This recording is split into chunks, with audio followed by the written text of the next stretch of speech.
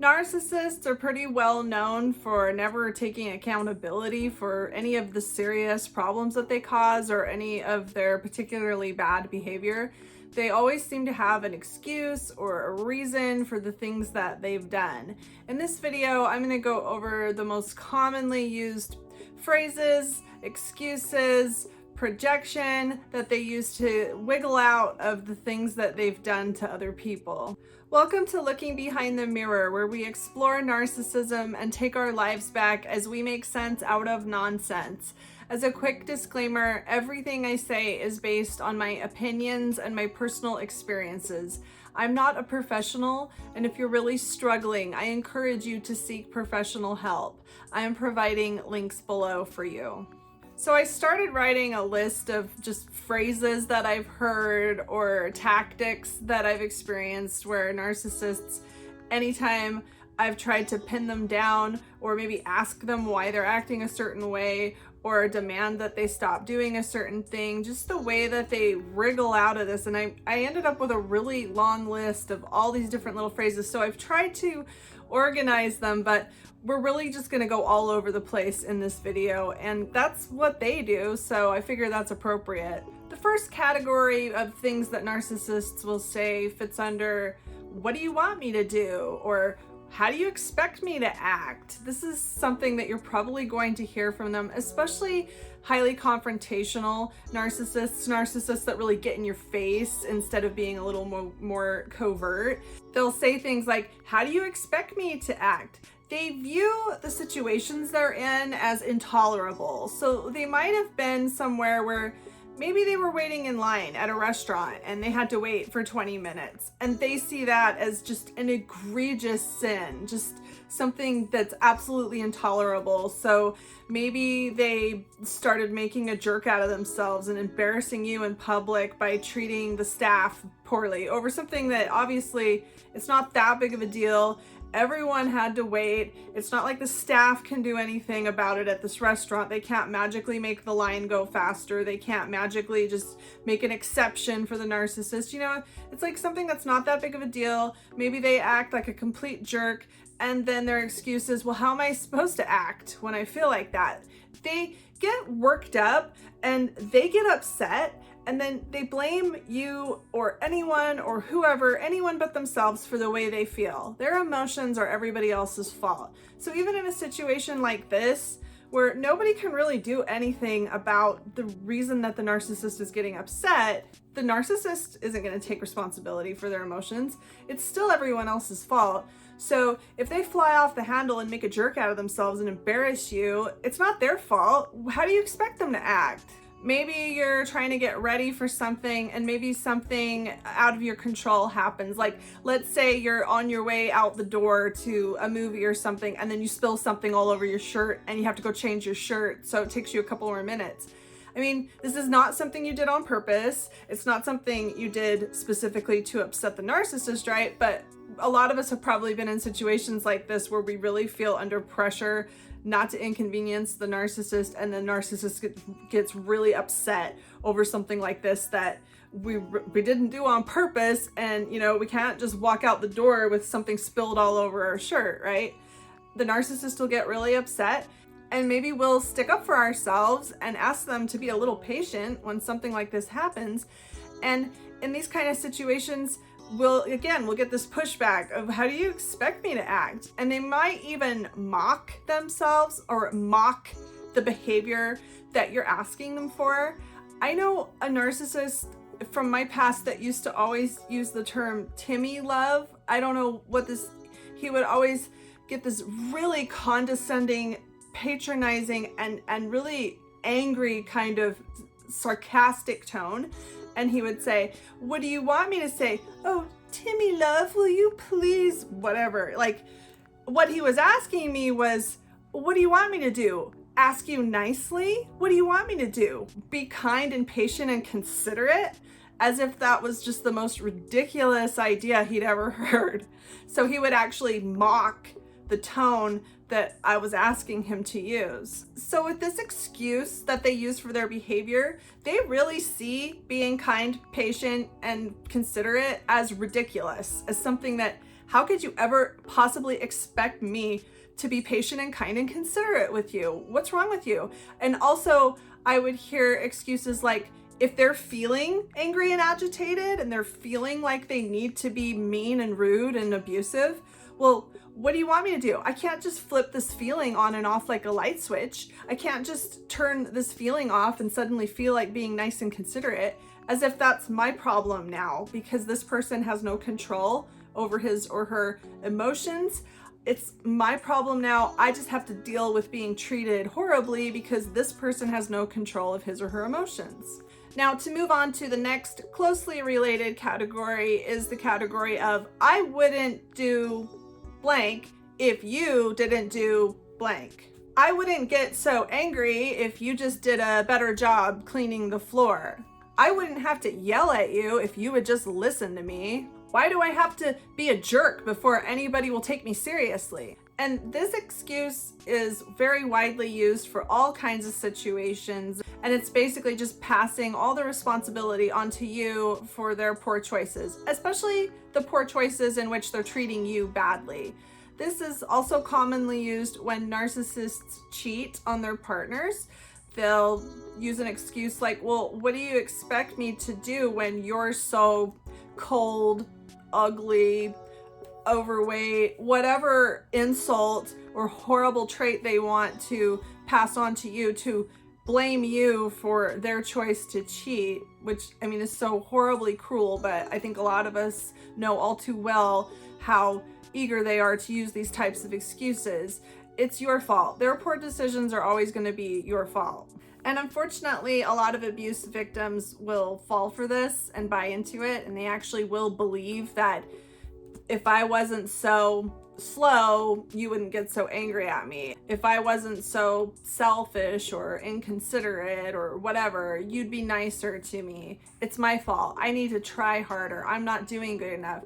And I think a lot of this is, it's hard for some of us to believe that we are being treated badly for no reason, for no good reason. It's much easier for some of us to believe that we're being treated badly because we deserve it, especially if we were conditioned to believe that type of thing in our childhood. Okay, now this next category is kind of a favorite of mine. It's like a gotcha. It's a, I thought you said that you wanted whatever, or I thought that this is what you wanted. I'm going to tell you a little story of something that happened to me a long time ago that's a perfect example of this. I was in a relationship with a narcissistic person for, it had been a couple years when all of a sudden this person started telling me that I was overweight, that I needed to lose weight, and it was not done in a very nice way. And when this was happening, I was probably about 10 pounds lighter than I am right now.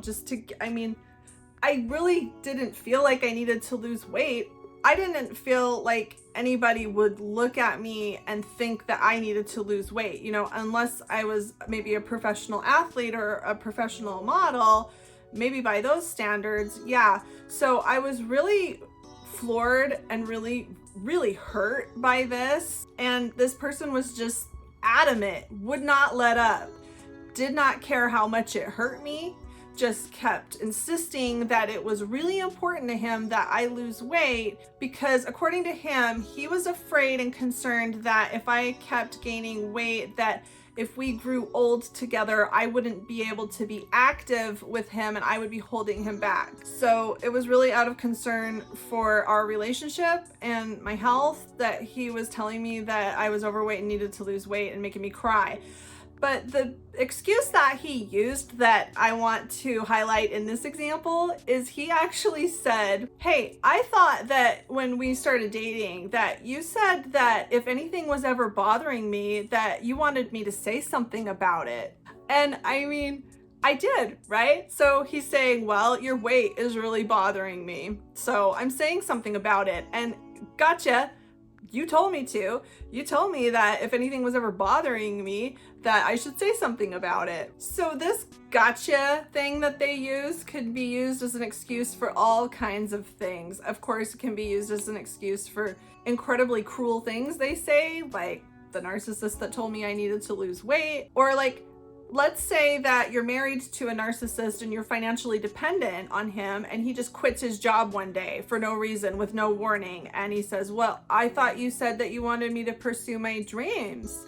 I think you get the point with this gotcha thing. It's just turning things that we've said in the past, turning them around on us and using them as weapons and using them as excuses. Like, it's okay that I did this awful thing, that I betrayed our relationship, that I put you in a bad spot, or I hurt your feelings, or whatever it was I did. It's okay that I did this behavior because of this extreme misinterpretation of something you said in the past. That's obviously a misinterpretation.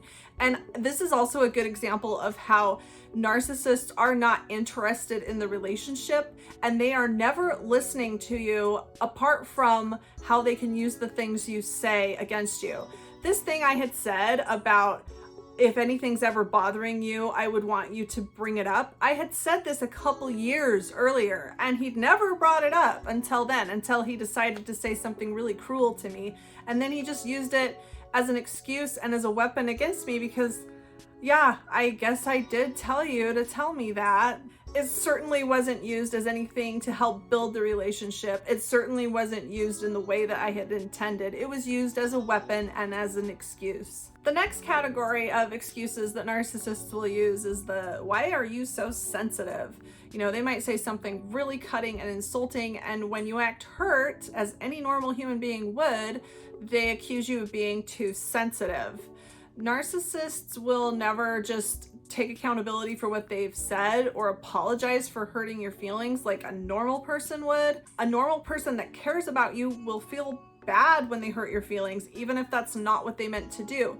Even if they actually think that you're being a little too sensitive, they will want to take note that your feelings were hurt, and they will want to try to avoid that in the future because they care about your feelings. They won't tell you that you're too sensitive and that it's your fault if you feel bad when they insult you. This is a way of backing things up by making it your problem and your fault that you're insulted. I've also heard things like, well, that's just the way I talk, or that's how me and my friends talk to each other and it doesn't bother us, or I used to talk that way to my old girlfriend or boyfriend or whoever all the time and it was never a problem for them. To bring up another personal example of what I mean, I knew a narcissist that would call me stupid, and this person was from another country, and this person would say, well, that's just how we talk. Where I'm from, where I grew up, I would call my own mother stupid. And it didn't matter to this person that I didn't want to be called stupid, and that being called stupid was something that I viewed as unacceptable and hurtful. And I really seriously doubt that the country that this person came from was a country where it was okay to just go around calling people stupid all the time. But that was the excuse. That was like, why are you so upset over something that I think is normal? I say it's normal, and it's normal where I came from because I said so. And now that I'm here, I don't care if I'm hurting everybody's feelings. You're the one with the problem. This tactic is really invalidating. And when you're in a relationship with somebody that can't validate your feelings, that turns them around on you, that makes you feel like everything that you're feeling is wrong, that you shouldn't feel the way that you're feeling, that you shouldn't feel hurt when somebody calls you stupid, when it's taken to that kind of an extreme, it really can cause you to lose touch with your own emotions, or at least to stop trying to communicate your emotions to somebody that cares so little about you. Someone that's always going to have a reason to tell you that you're wrong, somebody that's never going to just validate you and listen to you and care about anything you have to say. Somebody that's got some kind of agenda to make sure that you never feel confident in any of your feelings, especially feelings that they have caused. The next category is something that I've experienced several times with different people, and I'm gonna call it the "you hurt my feelings" category, even though this one's kind of complex and I think it's really interesting. I've noticed in the past with certain narcissistic people, if I have tried to bring up a specific instance in which they have made me uncomfortable or feel fearful or feel hurt, that I have actually heard them turn this around and say, well, you hurt my feelings when, and I can remember two specific instances from two different people in which they really hurt me. They really said some things that really caused me a lot of distress. And when I tried to communicate these things, both of these people said, you hurt my feelings when, and then they brought up examples that really made no sense at all. It's like, you hurt my feelings when you didn't clean the floor good enough. Like, these people don't even understand what hurt feelings even means. Like, they don't even understand the concept of it, which really kind of makes sense when you think about how little they care about hurting your feelings. I really think that narcissists don't understand what hurt feelings are, because their defense mechanisms are really set up to defend themselves against hurt feelings, to put this wall up where they have such strong defenses against any kind of vulnerability that they really don't find themselves in a lot of situations where their feelings can actually be hurt. And I really think a lot of them don't even understand what it means. And I've experienced that a couple of times where they have said, you hurt my feelings when, and then brought up something that just really showed that they didn't even understand what that meant. And this same tactic can be used in different ways, just basically turning things around on you. If you say, you made me feel uncomfortable when, they can say, well, you made me feel uncomfortable when you were late to that party. Well, you made me feel fearful when you yelled at me. You made me feel afraid.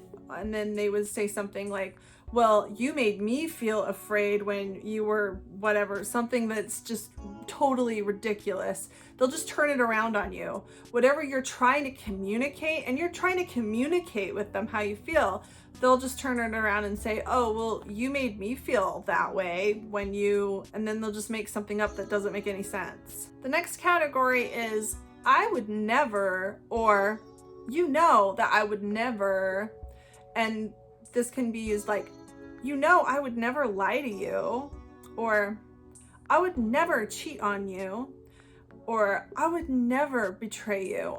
I would never leave you. I would never ... or you know that I would never ... And these are phrases that can just be bald-faced lies, but when they're said so confidently and they look you right in the eye, it's almost like a challenge. It's almost like they're challenging you to accuse them of lying about something that maybe you can't really prove right there in the moment, or maybe you even can, but what can you do when you know that they've done something a certain way, or that they've behaved in a certain way, and they're looking you right in the eye and saying, you know that I didn't do that? Narcissists do this in an effort to reshape reality because they are so self-centered, and they have such a distorted idea of how powerful and in control they actually are, and how important they actually are, that they actually feel like they can will things into being real by insisting that they're real, by stating that they're real. Narcissists actually believe that they can dictate reality. If they want something to be true, they will simply just state that that thing is true.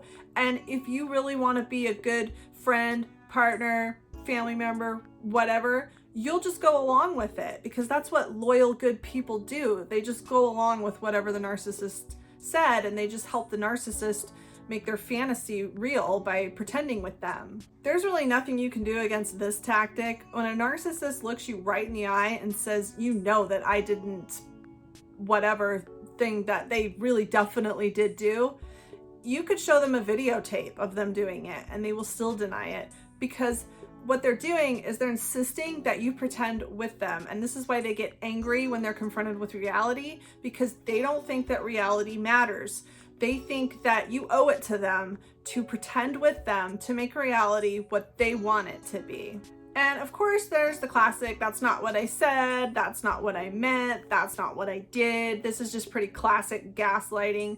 Things that you remember them saying, things that you know they did, But of course, they will just deny this and say, that's not what I said, or, that's not what I meant. And they can really just wiggle out of just about anything by just denying that it happened or accusing you of misinterpreting things. And the last category is not really a phrase. I want to call this a shame conference. And this is really a situation where maybe you've caught them or you're confronting them with something that you're taking very seriously. This is when you really bring the boundaries up, or you really sit them down and say, hey, you did X, Y, and Z, and this is not okay. I'm not okay with this. I mean, some narcissists will just fly off the handle and become violent, but some narcissists will engage in a shame conference. Let me know in the comments below if you've ever experienced this, if you know what I'm talking about, where they will sit you down and they will turn the tables around on you, and they will very quietly, methodically explain to you why you are the most terrible person on planet Earth. And I know that, maybe you were hurt last week when whatever happened, but you need to think about all the times that you've hurt me. You need to think about the times that you've done this and that and the other. You really don't have a place to complain about whatever it is you're complaining about after all the things that you've done. Do you really think you do? And I think some narcissists will actually save up lists of things to use when they feel that they need to bring out a shame conference and sit you down and make sure that you understand what a horrible, unacceptable, unlovable, terrible, awful person you are. You really need to be made to understand that you don't really have a right to complain about anything that anyone else ever does, not after all the terrible things you've done. And then, a lot of them might end this shame conference by reminding you of all the things they've done for you. After everything I've done for you, this is how you repay me, by bringing up this little thing, this little mistake I made last week, after everything I've done for you. And a lot of us will just give up whatever it was we were trying to hold them accountable for when we are just brought into these shame conferences. The bottom line is narcissists will use any excuse, any reason, any story, any tactic, anything they have to do to escape accountability for the things that they have done, for the things that they should take accountability for. They do not care how deeply they have to hurt you. They don't care how much they have to embarrass you, throw you under the bus. They don't care what they have to do to escape accountability. They would rather die than admit that they've done something wrong. And what's really funny about this is I think we can all see from the outside that their lives would be much better if they just took accountability for these silly little mistakes that they make that turn into bigger and bigger and bigger mistakes, or these egregious things that they do to other people, and then they just pretend that everything's fine. They really bury themselves deeper and deeper under these mountains of shame that they can never acknowledge or look at. It's almost funny how they really believe that if they ever had to face what they've done, that they would somehow just drop dead right on the spot. And because of that, they continue to add things to this list of things that they can never take accountability for. Anyway, that is not your problem, or if it is, it doesn't have to be your problem anymore. None of this is your fault, and none of it is anything that you can do anything about. You can't force somebody with the emotional maturity of a toddler to take accountability for the things that they've done. You can't communicate or work things out with someone that can't even admit to what they've done. You can't work things out with someone that insists that everything is your fault, when in reality, maybe 90% of everything is actually their fault. You can't communicate with someone like this. You can't work with someone like this. You cannot have a healthy relationship with someone like this. And you certainly can't convince them to change. You can't get anywhere with somebody that can't take accountability for their behavior. And you can't get anywhere with someone that is actively destroying the relationship and will not take accountability for any of it. You just can't do anything with that. So if you're in this kind of situation, I hope that you can see that you would be much better off, even as hard as it might be, you would be much better off alone than with somebody that treats you this way, somebody that puts you into these kind of situations and then blames you invalidates you, makes you feel terrible about yourself, forces you to carry all of the emotional weight of their pathology, of their pathological emotional problems. They can't carry these emotions.